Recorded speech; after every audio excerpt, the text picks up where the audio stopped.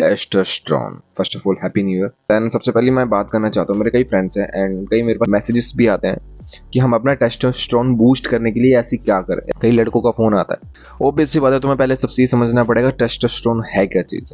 तो आपको सबसे बेसिक तरीके से मैं बताना चाहता हूँ, टेस्टोस्टेरोन एक ऐसी चीज़ होती है जो पुरुषों में बहुत ज़्यादा पाई जाती है और जिसकी वजह से तय होता है कि हमारी बॉडी पार्ट कितने ग्रो हो रहे हैं, हमारी बियर्ड कितनी ग्रो हो रही है, हमारी वॉइस कैसे बदल रही है, एक्सेट्रा एक्सेट्रा।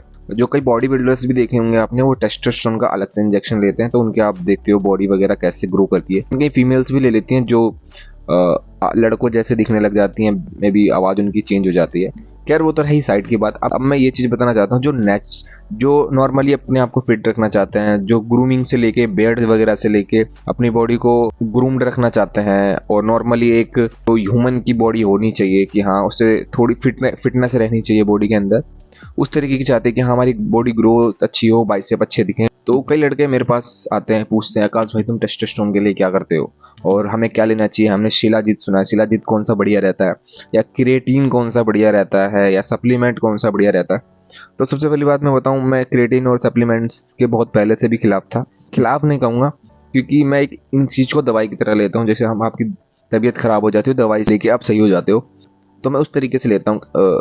तो जब तक आपकी तबीयत खराब नहीं हो रही तब तक आपको दवाई नहीं लेनी चाहिए। मे बी आपका मतलब भी समझ आ गया होगा। अब आई टेस्टोस्टेरोन की बूस्ट की बात, तो कैसे करोगे नेचुरली विदाउट किसी चीज़ के।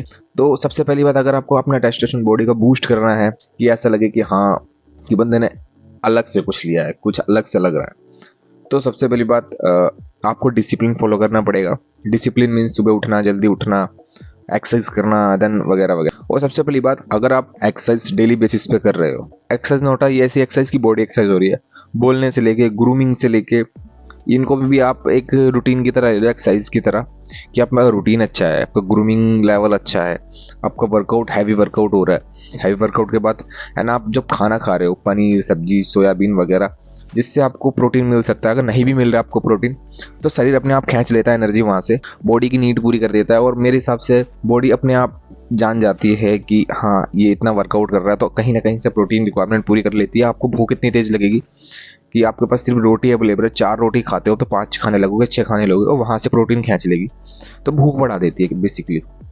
तो आपको अगर टेस्टोस्टेरोन बढ़ाना है तो आप एक्सरसाइज चालू कर दो, हैवी वर्कआउट चालू कर दो, और वॉकिंग चालू कर दो, रनिंग चालू कर दो, और योगा चालू कर दो, महाप्राण ध्वनि चालू कर दो। टेस्टोस्टेरोन आपका पीक पे लेवल पे चला जाएगा। और एक टाइम पे मैं भी बहुत पतला था, ऐसा था।